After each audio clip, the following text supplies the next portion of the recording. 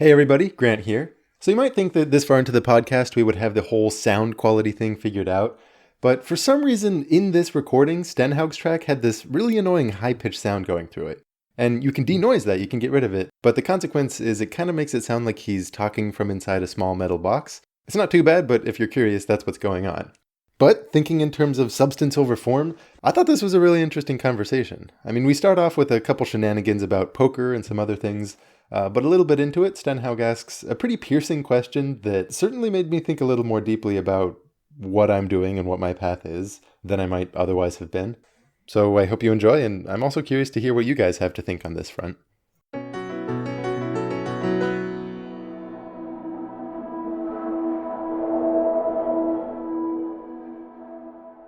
Did you guys get together and play poker? Yeah, never was it the case the three of us were together, but I now have some sense of how each of you are as poker players. So Eater and I sit at the same table. How do we do against each other? My money's on Stenhaug. Really? I don't know if it should be. Well, actually, it definitely shouldn't be, because Eater, you ended up when we played, whereas Stenhaug ended down, so maybe clearly it should go the other way. I guess it was just, I was much more conscious of exactly how systematic Stenhaug was being, and Eater, you were just kind of quietly back there, probably doing really well because of some systematic reasons that I wasn't exposed to, and hence changing what my judgment of the scenario is. Well, it seems like if you're a good poker player, you wouldn't want to be perceived as being particularly systematic. Yeah, exactly. Okay, so I after a very conscious answer that I gave not 5 seconds ago, I'm going to give a whole flip. Maybe, yeah, okay, my money's on Eater. I clearly have very weak convictions here.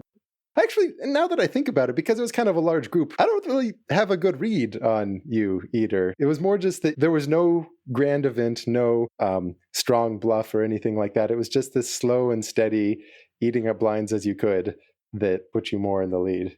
Is that a fair? Am I misremembering? Yeah, I don't think I had any huge hands. There were some other people that did, but I wasn't one of them. I don't know that that doesn't always happen, but I'm curious, Stenhaug, when you played with Grant, did Grant win and you lost some? Is that what happened? I'm not exactly sure the outcome, but I would say my perception is the table is just so weak.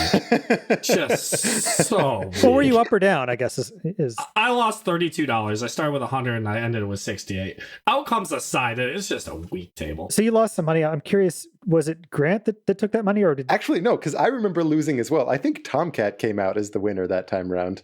Because I thought it was interesting that when I played, Grant brought a friend who also was up very big. And I was like, what is this game here? Grant and his friend were both the big winners. And I was like, who is this person that none of us know who is taking all of our money that came with Grant? And I don't know. Did you split? Do you know the background on that one? No, I have no idea. It's just like, this is someone you invited to take our money. Oh, that was a risk of being kind of awkward, actually. So this was someone who I was meeting with, basically for potentially working with 3 Blue 1 Brown, right? So it's someone who I liked a lot. We were meeting up earlier that day, and it was one of these, oh, by the way, like I'm playing poker with some friends later, like if you want to join, like feel free, want to be friendly in that way. And in hindsight, I realized that might be a little bit awkward, because in his shoes, maybe have this sense of like, oh, I can't say no, or want to come off as affable or things like that. And then especially if there's money involved, then it becomes a little like potentially more awkward. And I did what I could to try to assuage, like, no pressure at all. This is not like me subtly trying to gauge your probability skills or some weird thing like that. But if they're really bad, watch out. Well, I like to think nothing would have changed my judgment at all there. But then it becomes really funny, because as soon as I actually thought it through a little bit, I'm thinking, I really want him to come away having a good experience. And it would really suck if, for example, like I invited him to come along and then took all his money, right? That would just be like a bad thing to happen, a bad outcome. On the other hand, I'm very competitive and I like to win. So I didn't want to come out me down. So the best possible thing I could have hoped for was that like both of us come out up at the expense of other friends. So you just have to make sure you invite a bunch of weak players. Enough weak players that both of you can bilk us. And I should also say, like, I don't think of myself as a strong player. I've only very recently gotten into this. I really don't know a lot. Stenhaug, when you were talking through the logic of thinking through the pot odds and things like that, this is the level I am where I'm like, oh, I never thought about that, but that makes sense as a way to think about it, which hindsight's like, well, yeah, that's what expected value is. Expected value on each of these moves? Interesting. But and also, like, I had not been familiar with the rule of twos for computing the probabilities. I'd sort of viewed it like, oh, in principle, I could compute these probabilities, but that would really take a lot of headspace. So instead, you're trying to get some kind of intuition. But no, you can be pretty precise about exactly the probability that you will get what you want, or the prior probability that your opponent has something, and then how you shift that prior based on your like Bayesian understanding of them is a whole other thing. All these things I hadn't really thought through because I haven't really played a lot of this game. But I like it. What's the rules of two? It's you calculate your outs and then you double it? Yeah, exactly. So if let's say that you 2% per card. Yeah, you've got like a pocket pair. You've got 2 hearts in your pocket. And then on the flop, there's 2 hearts out there. And you're wondering what's the probability that either on the turn or on the river, you're going to get another heart and finish off that flush. And you're like, well, out of the 13 possible hearts, 4 are accounted for. So there's 9 out there. So any particular card has roughly a 9 out of 50 chance of being a heart. So you just think 9 times 2 is like 18%. So it's like 18% for the next card, 18% for the one after that. And if you really want to be systematic, you take that 18 plus 18, and then you're going to subtract off 0.18 squared. But it's about 36%, really more like 34% that one of those next 2 cards is going to be a heart. So that's something you can do pretty quickly and get in the habit of on the spot knowing that number in your head and being able to compare it to the pot odds. So anyway, I wasn't feeling like I'm coming in here as this ringer. I want to like take money from my friends. It's just a fun thing. And then it ran the potential of being slightly awkward if one of those people happened to be like a 3 blue, 1 brown candidate. I don't think it was awkward. There were 1 or 2 instances, though, of heads up between like me and him. Everyone else had folded, where in my mind, all of the motivations were a little bit skewed. I'm like, do I want to win this? Like when he goes in hard, am I more or less willing to call than I usually would be? See, I wish I had known this backstory. This is fascinating. In hindsight, now that you know this, does that change your read on that situation at all?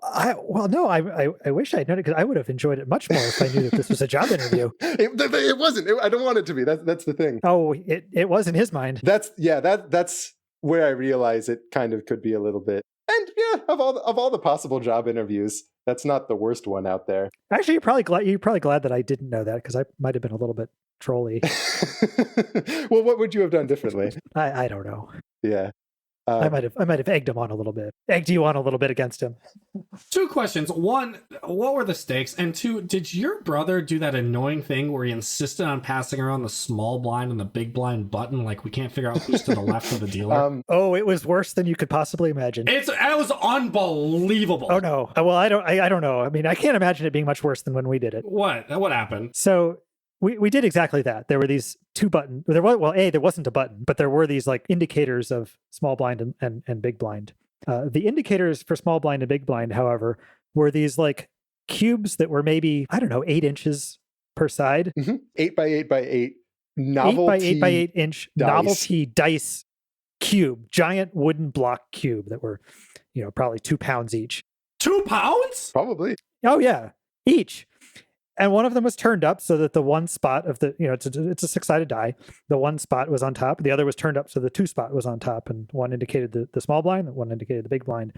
And we had to like move these things around the table, which of course just got in the way of dealing cards, and like you couldn't see over them. And it was bizarre. It's the most idiotic thing I've ever heard. If I had Tomcat's number, Grant, give me Tomcat's number. I'm going to call him on speakerphone right now. We're going to have him explain himself live. You've got it. It's my phone number -1. All right, hang on 1 second. That's convenient. Yeah, it is.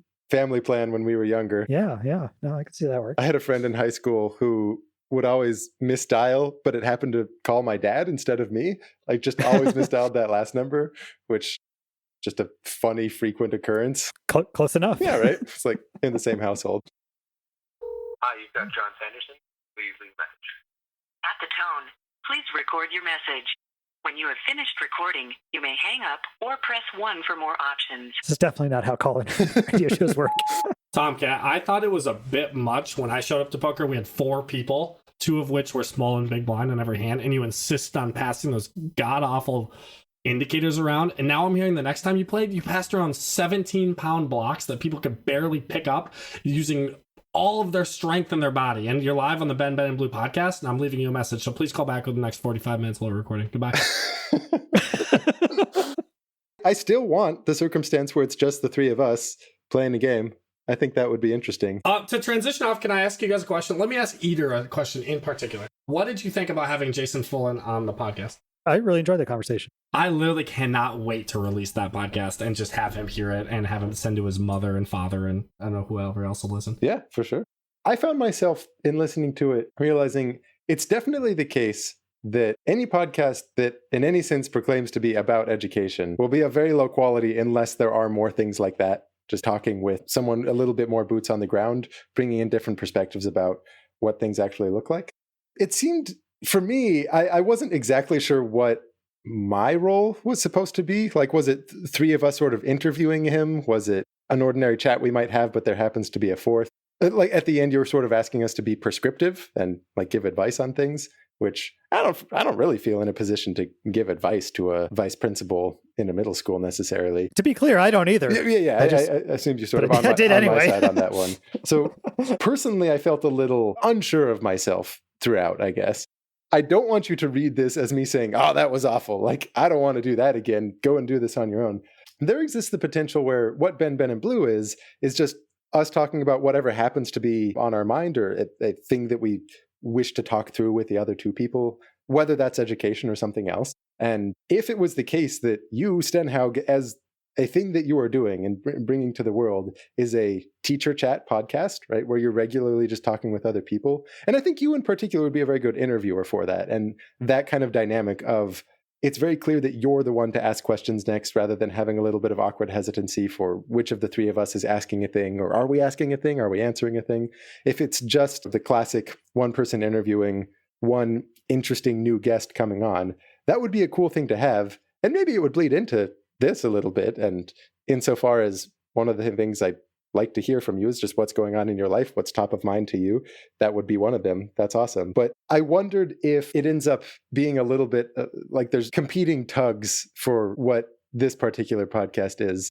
One of the tugs being kind of laziness, I guess, on my part of if it's going to be a good podcast about education, I have a sense of what it means to take pride in work and something that comes out as good. And I'll be honest, like if that was the case, I just don't think this is very good at all. Me speaking personally. The one with Fullen was good, that being an exception. Wait, what do you say you don't think this is very... What are you referring to when you say that? Sorry. Oh, the Ben and Blue as a whole. If you say, oh, yeah, there's this podcast I'm listening to, and someone's like, oh, what is it? And you tell them, and they're like, why? And you say, well, it's this thing about education, and three people talking about it. If I wouldn't listen, I'm like, oh, great, podcast about education. I can become more informed about this as a field of knowledge.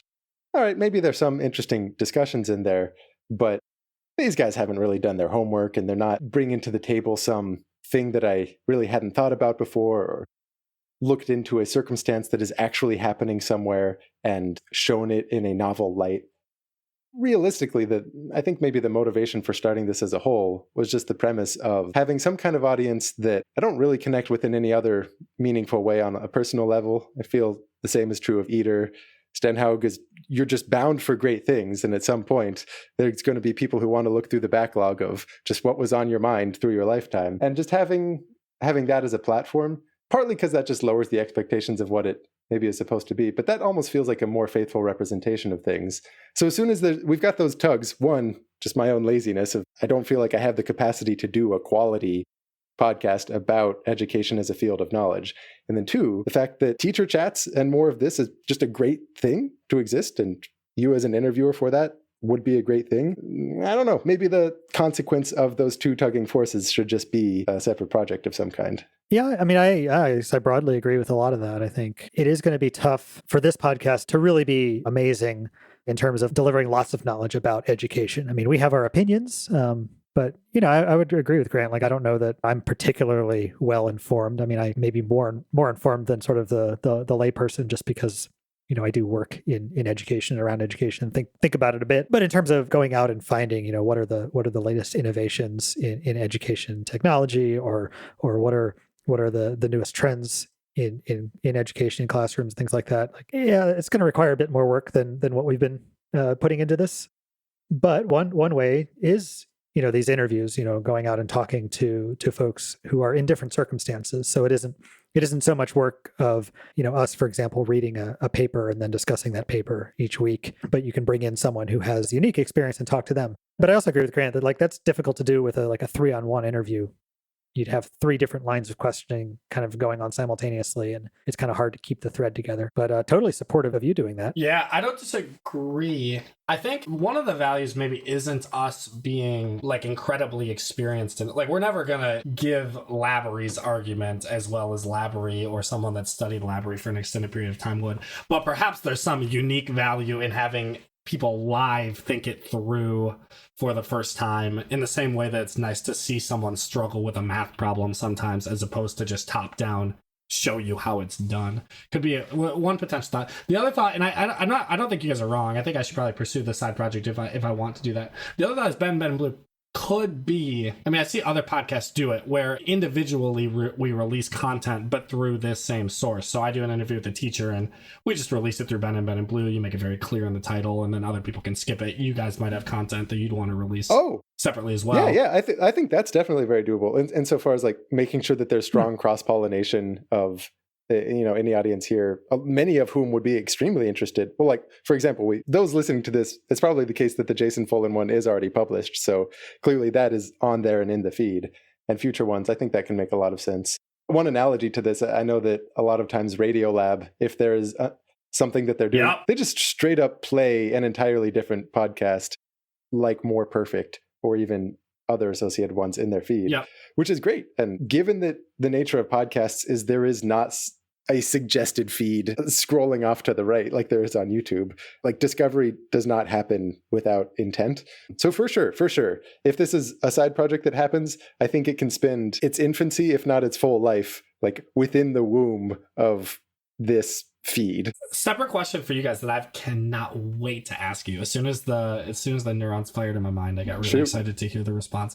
Have either of you considered teaching in some sort of formal way, like at a charter school or at a public school, or getting that experience? I honestly haven't. Really? Not seriously. I mean, it's sort of maybe entertain the idea.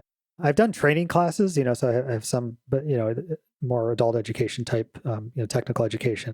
So I have some experience with that, but it's definitely not the same as it would be in a classroom. So no, I haven't, seriously. I have like sort of lists of things that I would like to devote meaningful amounts of time to in life at some point. For example, I'm pretty sure my retirement will be spent carving 3D wood puzzles. That one, as far as life plans go, I'm like, okay, pretty sure about that block. And then sometime between now and then, I really do want more meaningful teaching. I do a little bit only in the context of like one-on-one stuff, which is obviously very different. So in a more formal setting, I think I would enjoy that a lot. I honestly don't see it happening, certainly not within the next decade, I think. But it's one of those things that sort of lurks in the back of my mind as at some point, this is very much worth a real investment of time. One of my favorite teachers back when I was in high school, he was a Chinese teacher, actually. He was Caucasian, but he was teaching us Chinese.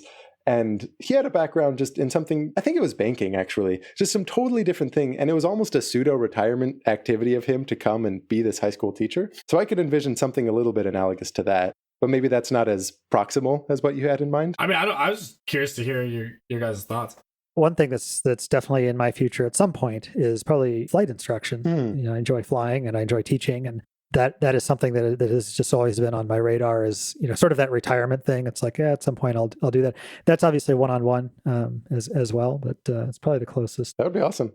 Hey, maybe I'll be one of your students. Oh, I'd love to do that. I guess to give more background on my question, it's so when we talk about talking about education in a certain way, or talking to Jason Fullen and not wanting to give advice, it seems like both of you kind of consider yourselves to be interested in education and have thought a lot about it in some sense, but in some other sense not be in a place of expertise because of lack of your experience. And it seems like one of those experiences that's particularly common and easy to get would be a teacher, to like give yourself more experience and to give yourself more insight to what happens on the ground.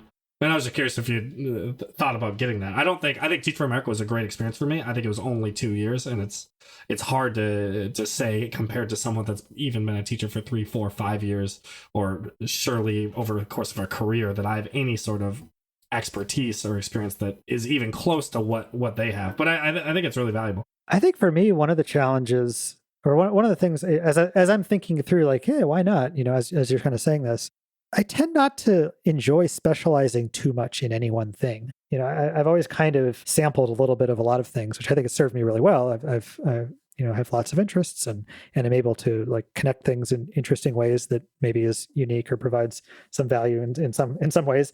Because you're right. I mean, even 1 or 2 years is maybe not enough to really understand it as deeply as I know some people do.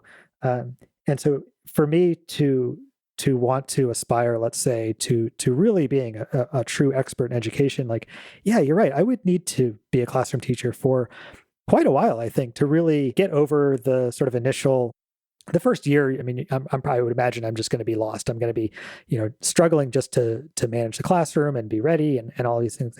And I can imagine taking probably a couple of years before I'm like, let's say, comfortable just doing what I'm expected to do, to where I can start to think about, how could I improve and how can I push on the system in different ways, and then what resistance do I get from the system, and learn those sorts of things that the more experienced teachers that I talk to, have, and they have those intuitions, and it's clear that they have that deep experience. Like the level of investment of my time that it would take to do that, I kind of look at that as saying like, maybe I don't want to be quite that expert in this, because I would much rather be an amateur in, 10 other things. But that's my own personal, inclination. I know there are people who really are interested in becoming, the world's expert on a particular thing. And that just takes a different level of focus and commitment to that one thing. My gut is, and at risk of overly prescribing Grant what he should do with his life, he doesn't listen to me, so there's no risk there. But my suggestion would be, don't make another YouTube video for 2 years, and just show up to like East Palo Alto High School tomorrow afternoon and ask to teach math, and then do it for 2 years. I'm not sure the desired outcome is that you become like an incredible high school math teacher. Great, you would. I think you would struggle with the cultural dynamics and things, but I think you experience a gigantic perspective shift in education. I think the things we don't talk about, and some of my friends point this out, is that we don't talk about, I think, some of the main issues that are people on the ground face, which is like equity things. Like we over talk about if we should do top down or bottom up pedagogy. And I think a lot of people just think like, man, that doesn't matter. Like 70% of African American kids in SFUSD are performing worse in math than the average special ed white student is doing. Like that is the problem. It's not a matter of like which way do we explain something. And I think there might be a perspective shift that happens there. It's weird because I had the perspective shift like 5, 6, 7 years ago. And now I'm like kind of struggling to maintain that as I'm just in this grad school world where I sit with 3 monitors and try to avoid looking at too many articles about the Minnesota Vikings on a day-to-day basis. But I'm like really trying to keep that in mind. I don't know. What would the end goal be? Suppose I teach for 2 years, maybe more, don't make another YouTube video in that time. Is the goal that I have a more visceral understanding of what the modern American education system looks and feels like? I think the decision assuming you're going to spend a career in education, I would trust much more what you decide to spend your time doing and how you decide to spend your career in education than as a result of that experience. I think you'd make a wiser decision about that, probably. This will come as no surprise, but I'm not going to do that. But to spell out a little bit... God, come on, man! No. Let me spell out exactly why. So whereas Eder right now is kind of describing himself as enjoying being an amateur of a large number of things, I think my natural inclination is to try to drill down on one particular thing as best I can. And the thought of trying to drill down and choosing something which is small enough that you could be the world's best at it in some capacity, and then trying to grow out from there, or even just grow deeper in there, that tickles my personality in a way that it sounds like it doesn't tickle Eder's. And I feel like if I went to be a high school teacher, I honestly think I would be a pretty good one. I don't think I would be fantastic.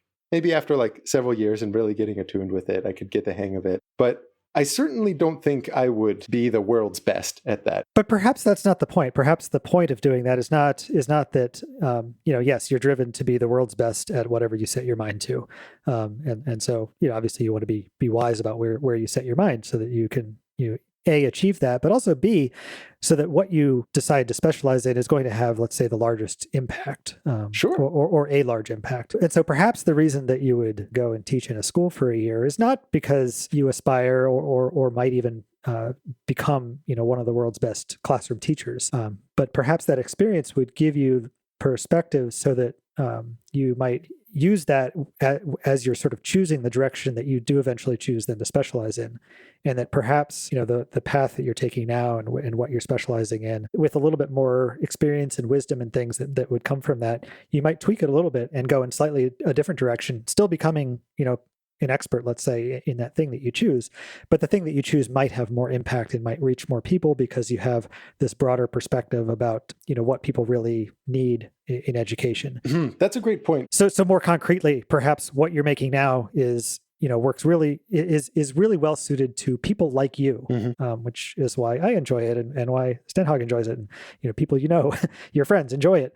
But perhaps there's a broader audience that could enjoy it. But because you haven't spent even a year, let's say, in a classroom working with a more diverse group of people who might connect to math in different ways than you won't know that, and so you won't make a thing that is more broadly appealing to them. That's definitely a very good point, because you could easily argue, to the extent that I do that, this is kind of why I spend some time teaching, even though a lot of online educational creators don't, is to have a better understanding of what it looks like for people to learn and to really probe at that. But all of that is under the guise that what I am striving for is to put out explanations, which is a different thing from education, right? Simply having good explanations is a very, very small subset of what good education consists of. Oh, yeah. And I'm aware of that. But if I choose right now that the thing I want to be very good at, the thing that I want the channel that I have or the whatever organization that might exist around that be good at is creating explanations, that's sort of what I have in mind when I say small enough that you can maybe strive. I don't know if it makes sense to talk about being a world's best at it, but you can strive for a meaningful notion of expertise. But I kind of hear what you're saying, where if I wanted that to broaden out beyond just being about explanations, and maybe even more specifically, explanations for people who are kind of already into math, right? You're not just poking around YouTube math channels if you're not a little bit interested in it. Mm-hmm. To really do that necessitates understanding what's going on, what the inequalities are, what quirks students might have, or what things teachers are looking for.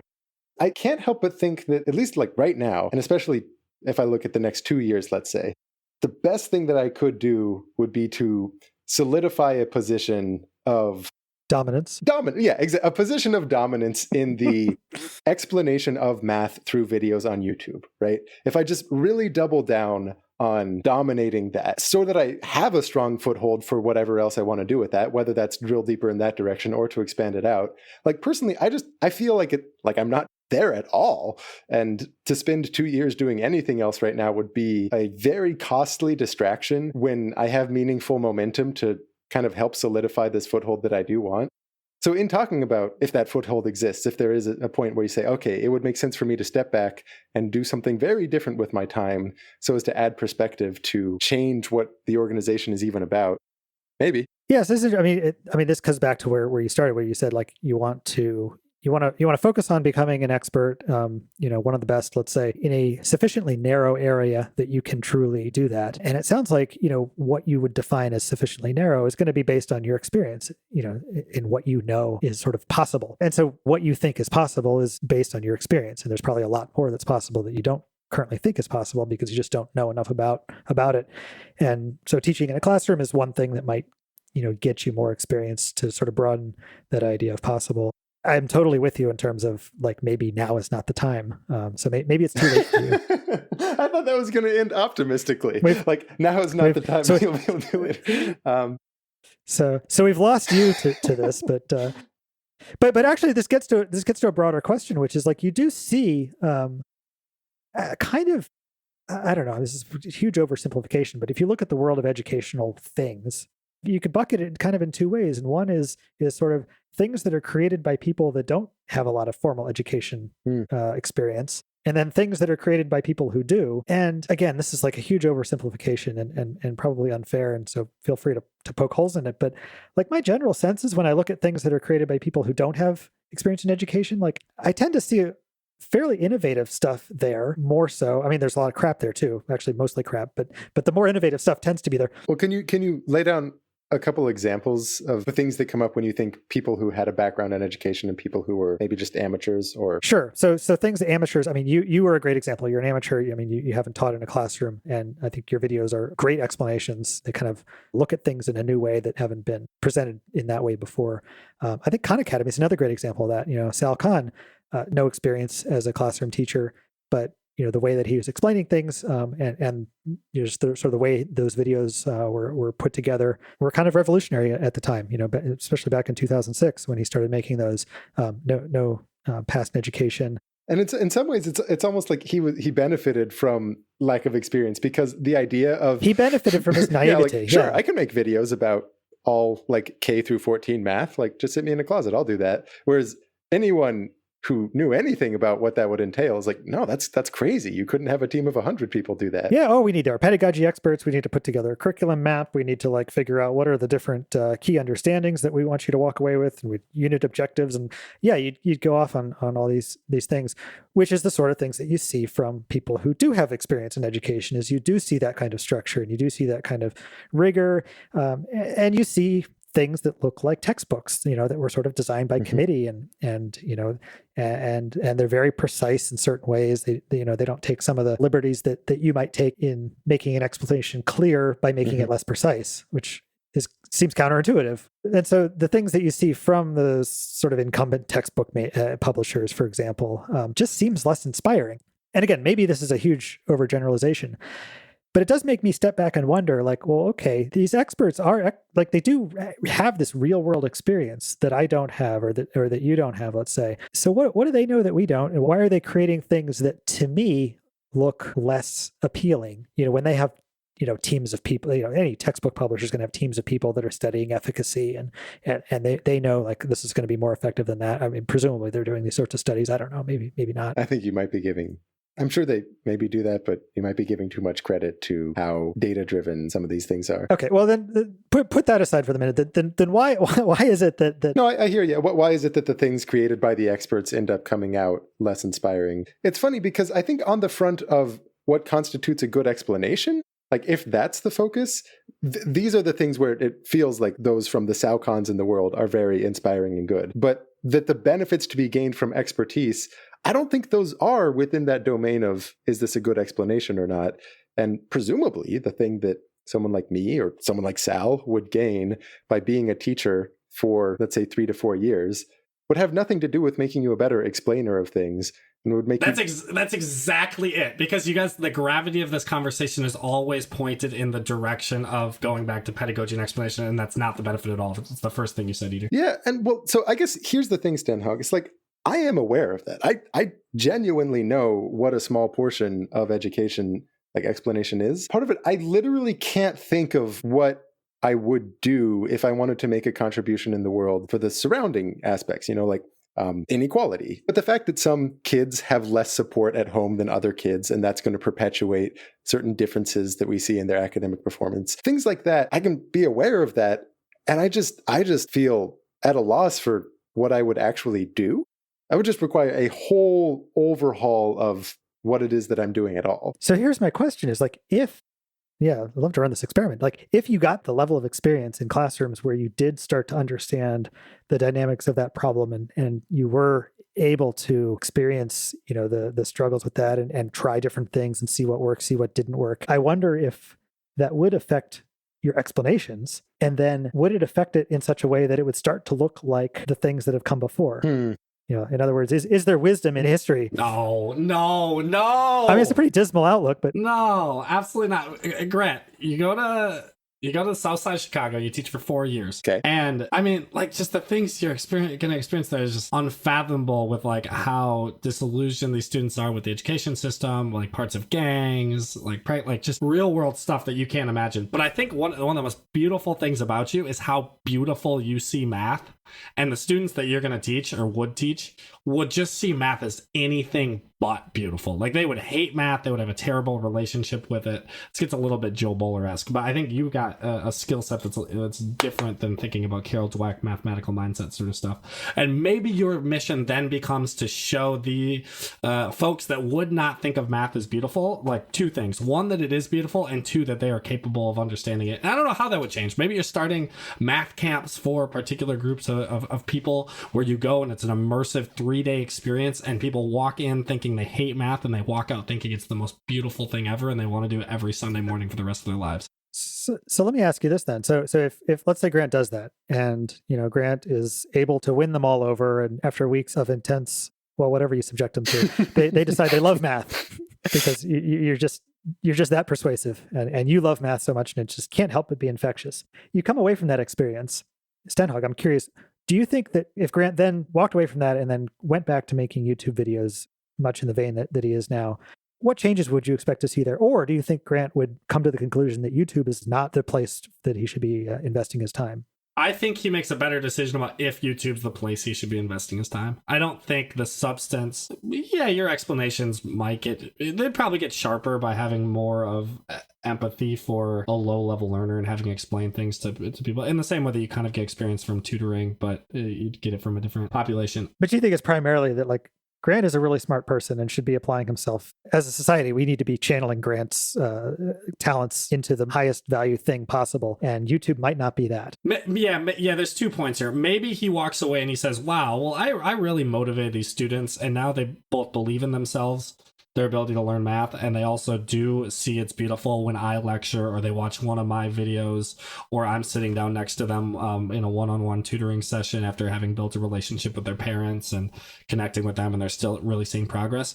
And then he's saying, but man, we're just shoving their faces in a Pearson textbook, and that's setting them back to zero for all this hard work I've done. So maybe then he thinks, like, I need to build a middle school, high school math curriculum that extends this math is beautiful thing. Maybe, I mean, the other point is, like, I think it's a much more fundamental point, and I don't know how to think about this from my own life. It's easy to pick someone out and be like, hey, you might not be doing the optimal thing. But it does seem like in the place of privilege that we're coming from, we should be stopping and thinking about how we can have the highest value, social value on the world, like an effective altruism argument. That's really hard to bite off how to think about that, but it does seem to be the way we maybe should be approaching these sorts of decisions. There's a lot of layers to everything going on here. Like, at the bottommost one is the sense of what is the origin of why you do what you do, and I think you probably are a little bit more utilitarian about that, and I think I might be a little bit more driven by a sense of individual duty and, like, pride that doesn't necessarily do the calculus of, like, what is the integral of all good being done by the work that I am doing, and where's that maximizing? Because effectively what you're saying is, I'm currently a member of the entertainment industry, and you're suggesting that I shift focus to being a member of the education industry, broadly speaking, right? And seems sort of fair, yeah. Maybe that is the case, but there's part of me that just wants to double down within the little corner of the entertainment industry where I am. And I have a vague intuitive sense that whatever the end goals are, even if they are to have a strong effect within the education community, that the best path forward with that is to just gain power, right? And I don't mean that in a megalomaniacal way. I mean, like, if I'm at a position where enough people, like, know about the channel or follow it in such a way that I can start shifting resources, or at least people's attention, into other things, and maybe even shifting where my own time goes, I'm probably just going to have a much stronger impact on actual educational problems outside of explanation from that standpoint, if I'm coming from a position of power within the entertainment industry, or that little sub pocket of it that has the word education floating around it, but isn't really part of the education industry. Yeah, that's a good point. Even from the utilitarian point, I mean, you're essentially saying, like, yeah, you're throwing the utilitarian thing right back and saying, like, oh no, maybe actually what you're doing now is the highest value. Because let's play out, like, what is the other scenario? Let's say you go and you get some real classroom experience, and you get a much better understanding of the true challenges in education. Like, taking that, what do you suppose would be the highest impact thing that you could then do with that? Would it be continuing to teach in a classroom and having a really strong impact on 50 kids a year for the rest of your life? Or is it writing textbooks? I mean, part of the problem is I don't know what I don't know. Yeah.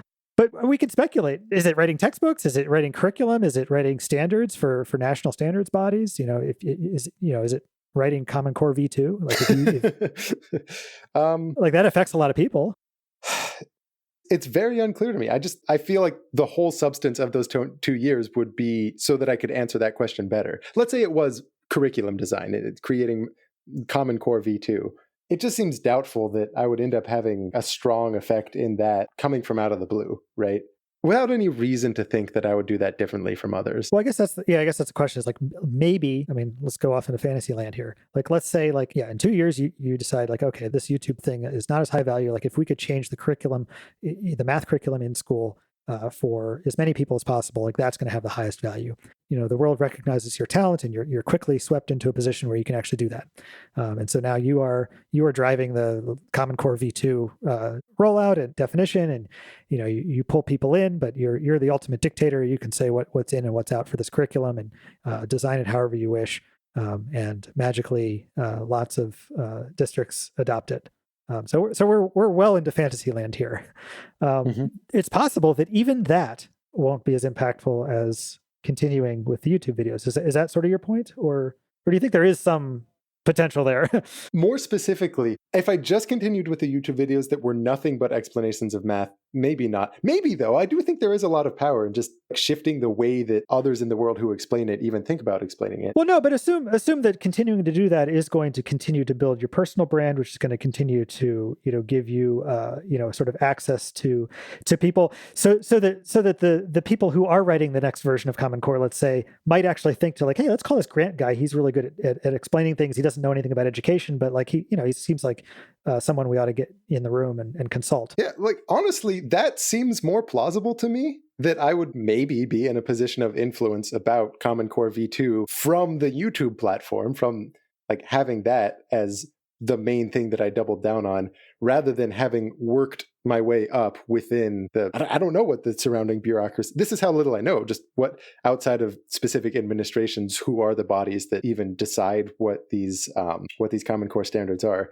Whatever that bureaucracy is, like, working from within it, I highly doubt that I would stand to have the same voice and position that I might from where I currently am, or where I strive to be, and if I just pushed a little bit in that direction. So I'm way down for some explanation of you're gonna maximize social value by continuing on this path, given that you have some sort of thought process, which you clearly do. What I'm not down for is you spending your 20s in life just doing explanations because it's what you are doing and it's just some inertia. Like, I think the opportunity cost of how we spend our one time on this planet is just so flipping high that it's almost impossible to actually wrap our mind around, and there's just tons of value in gathering information around it. Well, I was gonna say, if you were in my shoes, like, would you, maybe you don't have a crystal clear view of like what my plans are and such, but would you do anything differently from what you think I am doing / will do? Let me say something in general, and this is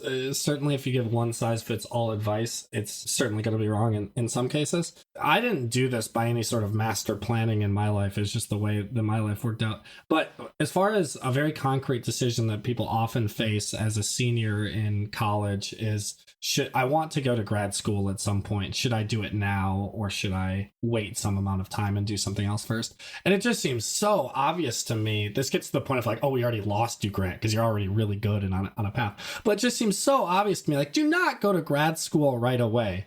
Like, the difference between you having a master's or a PhD at 27 or 29, but then additionally having 2 years living in Africa or teaching in Chicago or going on a sailing trip around all of the oceans of the world or being Santa Claus for 2 years. Like, the difference at the end of your life is just so gigantic. And yes, you're boxed into it by the time you get your PhD, because you get your PhD at 27 and you don't do Teach for America then. Like, you don't go backwards.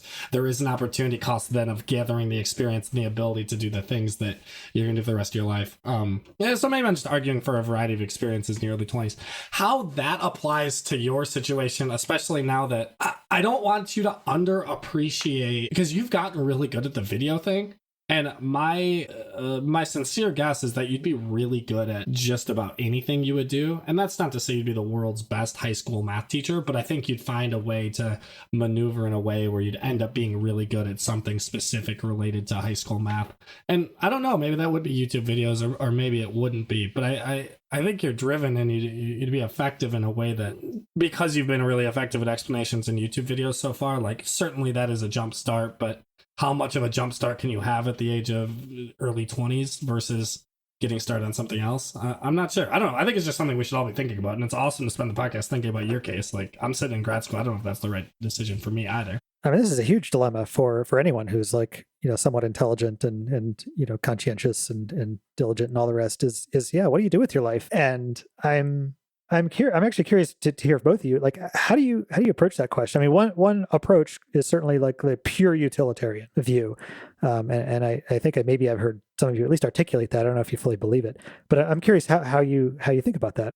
I would not describe myself as a utilitarian. When people ask, what should I do with my life? They're sort of asking like, what is it that I even want? They're just trying to get to that root of the why am I doing this? Why am I doing this? My belief is that the wants are already there. I think especially by the time you're even in college, even like late teens, like everything about your background and value system is set in place such that there are some things that you want. And I don't think it's a single root. I think this is often a fallacy. People like to have like, this is the one fundamental thing and everything is built around towards it. I'm okay with having multiple roots. So I think some people, their value system might be such that they want to have like children, or they want to have some like high social standing, or they want to have a sense of helping others. Whatever it might be. I feel like a lot of the things in our mind sort of clutter away the fact that those exist there. And it's more a matter of like seeing what already is there. And then I always have trouble articulating exactly what this is because I end up just saying, do what you want. And somehow that's very clear in my mind what I mean by that. And it's this thing, I felt like it gave me a sense of peace.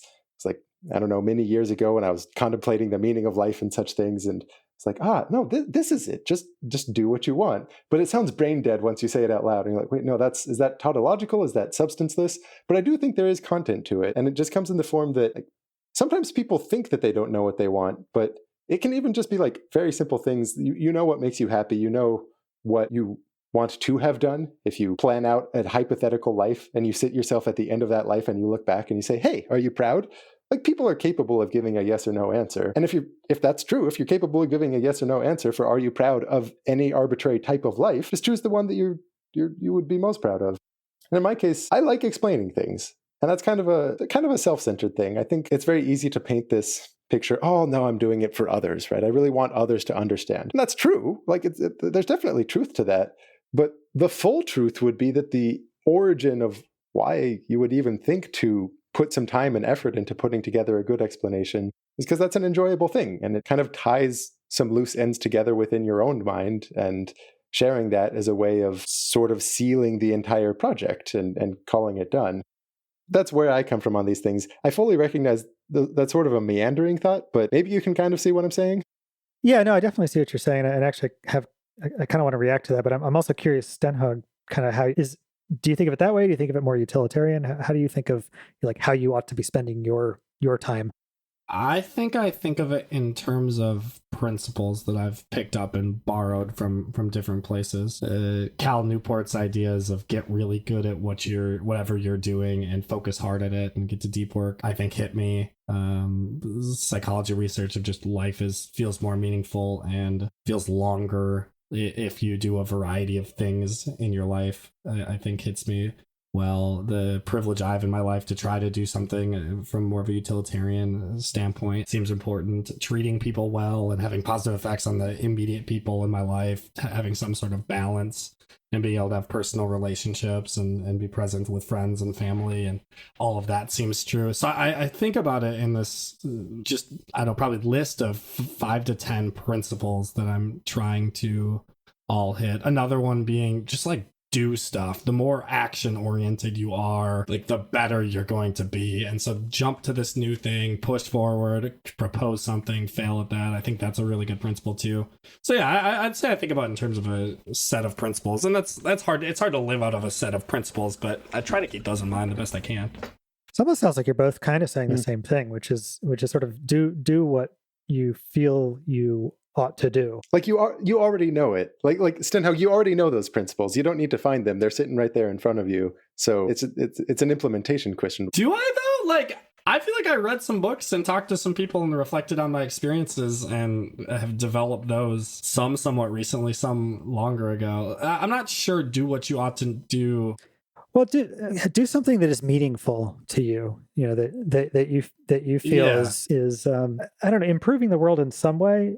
Although that's not quite it, because, well, maybe it is, because you want to be doing something that you feel is productive in the world. It's so hard to talk this abstractly without it literally sounding like nothing, right? Like like do something meaningful. It's like, oh, really? Like, of course, but I think the key thing, and where I would actually disagree with you, Grant, is I think you were making the point that, like, you already know what you want to do, and you need, and you know, you're going to find satisfaction in really just focusing on doing that and doing it well. And where I would disagree is I don't know that everyone does actually know that. I think there are a lot of people who struggle to know what they want to do for various reasons, and I think that's actually, you know, a problem for a lot of people. To be clear, I definitely know that. One of my biggest pet peeves is the cliched graduation speech where they say, just do what you love, follow your passion. That's terrible advice. Well, sure. Like, you're up there on the podium because you had a clear passion that you knew to follow, so you followed it and you got in a position where you're giving a college commencement address. Hooray for you. A lot of us, we don't know our passions. I'm fortunate enough to kind of know what my passion is. So I fully recognize, like, not everyone has that. And it's kind of a privilege to even have a sense of what you are passionate about. And I would say the vast majority don't have that. So I don't want what I'm saying to be interpreted as, oh, you have this passion, you should follow it. What I want to say is, even when it feels like you don't know what you want, like you're kind of sitting, you feel a little aimless in life, you're not sure where you should double down, I think somewhere in your mind there actually does exist. And it might be really simple. It might be as simple as, like, I want to, like, regularly exercise. This is what I want my life to go towards. It's just like, this is one of the things that I know I want. And then once you're doing that, maybe another want is something that is uncovered from the clutter within your mind. You say, you know what I realized? I end up being really happy whenever I find myself, like, teaching a young child something. That I come away with this sense of joy. And I guess that is something that I want. And that having sort of decluttered your mind by doing stuff or exposing yourself to other things there, like that surfaces, and it was there all along in some sense. So I would get even more fundamental than that. I would say I think that you can probably be happy doing almost anything, but what sort of delineates whether you're really going to find it fulfilling is how challenging it is for you. So it has to be, I mean, it almost gets back to, like, education and the fact that, like, humans are built as organisms that learn. Like, we are built to learn things. And to the extent that we're doing that throughout our lives, that is where we're going to be happiest. And so it's almost like, you know, you want to be doing something that is within your zone of proximal development. You know, so if you're doing something that is way easier than and it's just, you know, incredibly mind-numbingly boring, you're probably not going to be terribly happy. If you try to do something that you are not equipped to do, that is just requires a skill set that you do not possess, then you're probably also going to be frustrated, either because you're going to fail or well, yeah, because you're going to fail in some way. But I think if you're doing, I think literally anything that is in that zone of proximal development and you're growing, like, you're probably going to be happy in life. And I feel like you would have to factor in some notion of, is it socially recognized? Like, if counting ants was something that you found challenging, but not too challenging, and you just got really good at it, you can look at an ant hill and you can approximate within 5% how many ants are in it. I think there is a sense in which you're just objectively going to be less happy doing that. And the root cause is because it's not socially recognized. Even though it's a little bit taboo to try to frame what you're doing based on others. It's like, nah, do it for yourself. We ought to embrace the truth that we do feel happier when we have external validation, and we shouldn't tie ourselves and our paths to that entirely, because that prevents people from taking risks. But really, when you drill down on why someone takes risks, it's because what is tied up in the reward is an extreme social validation of some kind. So unless you're a monk, I just think this is kind of true for everyone and worth embracing. So I mostly agree with what you're saying, but I'd want to factor that in. So Dan Pink's thing is autonomy, mastery, and purpose, and that seems right to me. Yeah, and the mastery aspect, I think, gets, well, kind of to what I was talking about, sort of the zone of proximal development. You want to do something that you're kind of good at, that you've mastered, or that you're. Well, I would argue that you're not going to be happy if you're doing something that you've already mastered. You want to be, you know, sort of improving. Grant, I think you were getting at the purpose aspect, like it should be something that other people recognize. it is purposive to do. I just think that is tied up within everyone's wants, whether they like it or not. I wonder, that's an interesting question, and I don't know Dan Pink's research well enough to really talk about it, but I wonder if mastery, what is meant by that, varies at the individual level. If for some people that is kind of what you're talking about, Eater, which is gaining mastery and learning and acquiring new skills, and for other people it's feeling good and competent at what you're doing, kind of a past tense type of mastery. It seems like that's possible. Yeah, that's true. Yeah, I mean, I imagine there are people who are very satisfied doing something that they're good at, and they aren't necessarily growing in it, but they recognize they see themselves as I'm an expert in this, and I feel good about that. And I want to zoom in a little bit because I fear it's way too easy to get into discussions of philosophical things that are just sort of out in the clouds, I guess. It's kind of like how you should never talk about free will with anyone because you're just going to get nowhere. Can we zoom into Stenhaug specifically when you asked about, like, do we have plans to teach? Looking at your life and what you plan to do after Stanford and things of that sort, is that on the docket for you? Is this something that whatever it is that dictates the things that you choose to do with your life, will being in the classroom be part of that? After teaching, I thought to myself, I am never coming back to this godforsaken place. And what I meant by that was like the classroom. Oh, so you're over here saying like you want both of us to do our time in the trenches, even though you yourself never have any intention of going back. That's a funny way to put it. I think my thought is, I would be really excited to teach in some other way. I don't want to be a traditional, I mean, we've talked about it on this podcast. I don't want to be the traditional person at the front of the classroom leading a section of bloodletting or doing more or less traditional education. If I was doing something that I thought was innovative, or I'm really excited about teaching data science right now, and we can talk about that a little bit more, or it's a full blended learning model at some innovative school, I think that would be really, really exciting. And I think I would be down to do it. I'm not really sure though. I still feel myself exploring, and I almost think I'm at risk. I'm advocating for you, maybe, Grant, to do some exploration. I think I'm almost at risk of spending my entire life exploring and gathering information and never really putting my head down fully in one direction. I think that's the mistake, or the direction I might err in. You got to double down on the teacher chat. What do you see as your other options? I mean, I could double down on I think a lot of things at this point. I could double down on being a data scientist in industry. I could double down on being an academic and a researcher. I could join some sort of startup and try to be execution guy and make stuff happen. I've got crazy startup ideas. I want to tell CEOs how to use Remember the Milk and Google Calendar more effectively to design their lives. I could double down on teaching. It just seems like I've never felt compelled to just be like, this is going to be the thing I do for the rest of my life. And I actually think I have some jealousy for career teachers, because I do know people that have that clarity with teaching, and I think that scares me, because you kind of know, it scares me in the same way that moving to one city and marrying a woman, and because you kind of, the writing's almost on the wall in some sense, though it could be an incredible experience. I'm sure it will be at some point, but I fear that level of commitment in career at this point. Well, I'm a big fan of the no win favors someone without a destined port, where you double down on one thing, not necessarily because that's the end goal, but at least you expose yourself to serendipity by having some sort of goalpost in mind. Your personality seems very well suited towards execution. Like when you said being at some startup, or it doesn't even have to be that, but some circumstance where people need shit to get done and they can turn to you to get that done, especially if it's in one of these domains, like you're more knowledgeable about education than many others, something like that.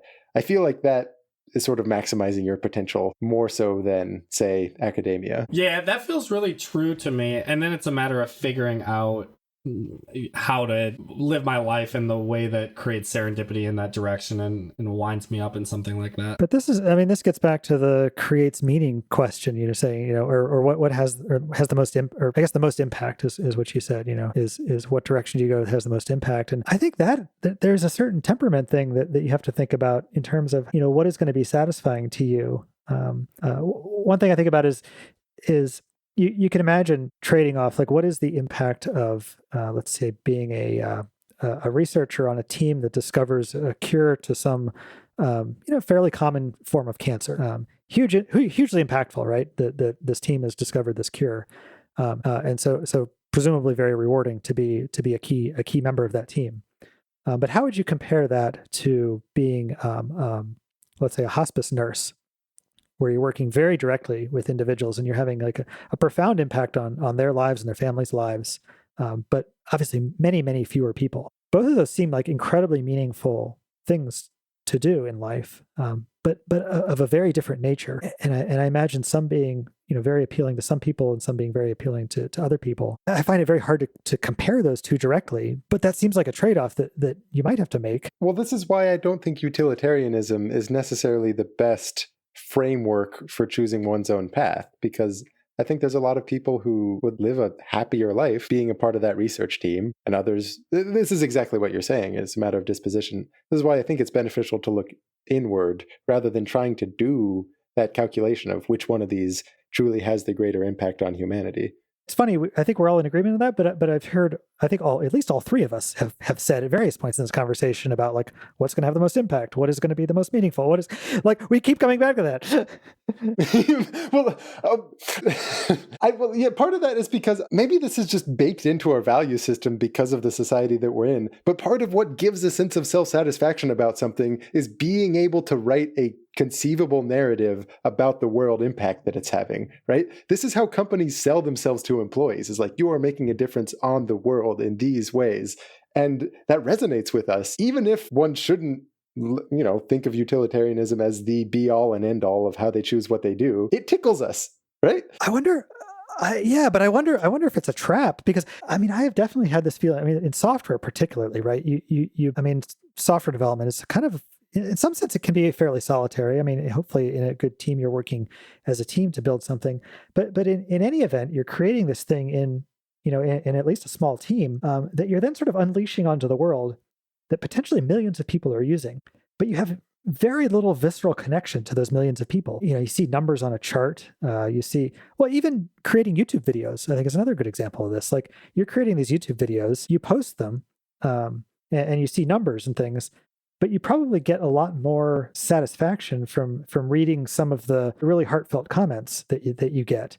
And if you had 5 super fans who commented on every video and said wonderful things about them and gave you really insightful feedback and were really supportive of you, you might be just as happy getting really strong feedback from 5 fans than you would getting the same amount of feedback from 200,000 fans, many of whom don't comment at all. They just watch it and enjoy it. Yeah, I definitely think there's a lot of truth to that. It becomes easier to paint the narrative, though, when you see a larger number, because you can map the personal experiences that you've had, whether that's in the form of a written comment or you've spoken to someone individually. You feel like you can map that to a larger domain. I definitely hear you. I think there's truth to that. Yeah, and I always think that, to some degree, like, YouTube has done a lot of design work to try to make that more visceral, the view counts and subscriber counts and all the analytics they give you and things like that try to make that connection stronger. But in a lot of fields, you don't get that at all. Yeah, like research is a great example where it's very hard to know the trickle down influences that a given paper actually has. And maybe a lot of researchers would be more happy if they did have that very direct sense. Or not. Hard to know. Or I would probably posit that most researchers don't derive value from the fact that their research has a large impact on the world, because how could you? Grant, can I make a deal with you? Oh, yeah, lay it out. You tell me what I should do with the next 5 years of my life. I tell you what you should do with the next 5 years of your life. We both execute on that. We come back in 5 years and we reflect. But you know what's going to happen. You're going to tell me to do something. I'm going to be like, no, I want to do like my own thing. No, okay. Well, let's hear what you would tell me to do, and then we can talk about if we want to go through with it. Okay. What's the current trajectory? When do you finish up with grad school? So I'm a year and a half into a 5-year program. Okay, so right there, 3.5 years of your life are somewhat set, right? Oh, but you get to tell them what to do with the next 5 years. See? Well, You could tell me to drop out. You can tell me to get a master's, which would take me about another year, and then drop out. You can tell me to take a leave of absence. You can tell me to clone myself and have one person get the PhD and another person. You can tell me anything you want, man. If you have some sort of cloning machine, okay, that's a interesting. Make a really good use of that. I have several parallel thoughts running right now. I wish I could give a strong, confident answer. One of the parallel strands is if you're serious about getting good at data science, I feel like between now and when you finish up with grad school, there should be a year, maybe not contiguously, but like in total a year spent working for tech companies in that domain. If that's something that is what you want, we can talk through specifically where that should be or with whom it should be. Another strand running in my mind, I'm right now trying to think, can we do something together, right? If there was a point like 2 years from now when I wanted, if it was like a math camp over the summer or some such thing, and like to have someone to run that with me and to decide what its goals were and what its principles were and make that happen. Like, I'll tell you what you should do. You should join me to like. Yeah, you're gonna kind of box me in there because I don't know how I tell you what to do, but we'll run with it. And well, one thing that really influences this a lot. So right now, are you working on a thesis for the PhD, or is right now it more on the coursework side of things? It's half coursework, half working on a qualifying paper, which call it the baby first milestone thesis. Great. On the just research front itself, is it something you feel kind of excited about? Like, oh, this is something that people don't know, but when this is more known, like, can make a difference. Or no. I've everything's utilitarian again. Not will make a difference, but like will give you a sense of satisfaction. You'll look back on that later in life and say, yeah, I'm really proud of that paper that I put out. There are projects with cool ideas and cool opportunities that if good scenarios worked out, I would feel as if one, it was cool, and two, I would have learned a lot. It's also possible those will go in directions that aren't as productive and will kind of be... I've been a little bit frustrated with the progress on some of the research projects. So if that continued, there's a possibility where they just kind of end up being wheel spinning too. I almost want you to start a school or something like that. The reason like summer camp type things came to mind is because that seems more pragmatic for where people like send their students if they want to, if you want to do something a little bit more experimental on the education side, but you can't actually start a school without a whole bunch of overhead. But something in that domain of trying to be a little bit innovative about where students themselves are spending their time. Maybe that means joining an organization that's doing that in some capacity. Maybe that means like doing something on your own there. I think that as a domain could really benefit from the like get her done Ben Stenhaug classic contribution, along with just the thoughtfulness you bring to the table there. So that's not a specific prescription, but it is at least a domain. And the start of school idea, what do you think about higher education? Might there be more flexibility there? Like replace college? Oh, that's a really good point. Like, you want me to start Trump University? I got it. All right, so that's my prescription. I will listen to what you have to say, but keep in mind that the odds of me doing exactly what you say are directly proportional to how much they have to do with growing my channel. Gotcha. So if I say what you want to do, you'll do it. If I say something else, no, but it can be, you can give me ends of like goals of the channel or peripheral aspects of it, right? But if what you have to say is going to require that like I abandon 3 Blue 1 Brown, it's not happening.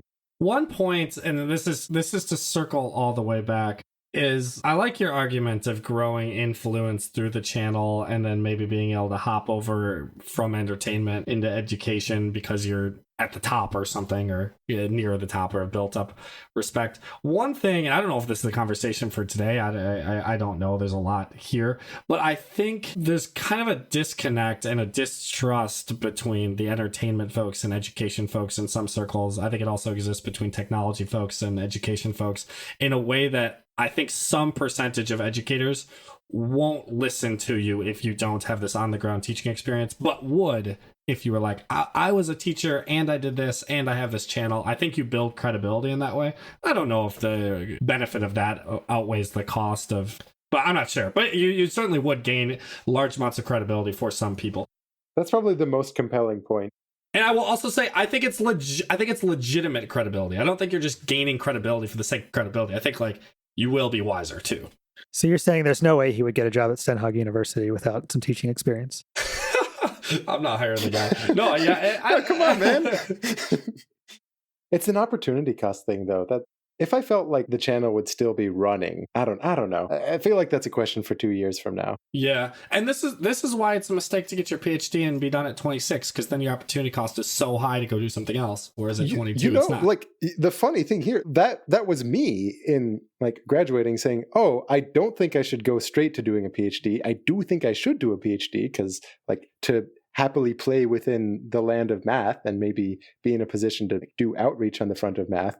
I think the path of academia is the most plausible one here. So I was like, all right, I'll spend a couple years doing something before that, and was trying to target it loosely in the direction of outreach. And one of those years was at Khan Academy, and the channel was growing in the background. And just because of where the channel was, I kind of shifted what the ultimate goal was to PhD doesn't actually make as much sense anymore because the end goals I had in mind could be achieved through a different way.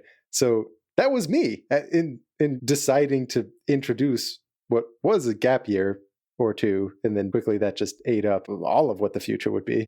Maybe that's actually a benefit, though, of like if it's the case that 1 or 2 years of not going down that path steers you completely away from it. Maybe it's a sign that that wasn't a path you should have been walking down in the first place. Either way, I just wholeheartedly agree with what you're saying. Life's crazy, man. Life's crazy. Life is just bonkers. I can't believe we're on this planet together. It's just wild. For sure. All right, should we wrap it up there? By the way, for anyone wondering about that loose end of Tomcat ever calling back to defend his honor on the insistence for keeping track of small and big blind, he texted me to say that he was busy this evening and didn't have time for such a return call.